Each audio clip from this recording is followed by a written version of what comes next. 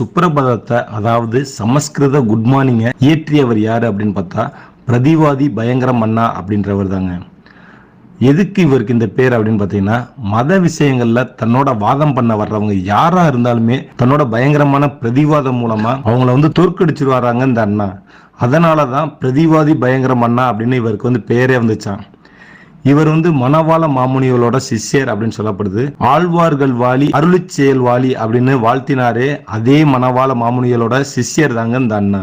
பகவானோட அர்ச்சாவதார நிலையில அதாவது உருவ வழிபாடு இப்ப நாமெல்லாம் திருக்கோயில்கள்ல வழிபடுற தெய்வீக திருவுருவங்கள் இருக்குல்லங்க, அந்த உருவ வழிபாட்டுக்கு முதலா அதாவது நம்ம திருமாலுக்கு சுப்ரபாதம் பாடின பாக்கியமும் பெருமையும் பெற்றவர் யாரு அப்படின்னு பாத்தீங்கன்னா நம்ம பிரதிவாதி பயங்கர அன்னங்கராட்சியார் அப்படின்றவர் தாங்க.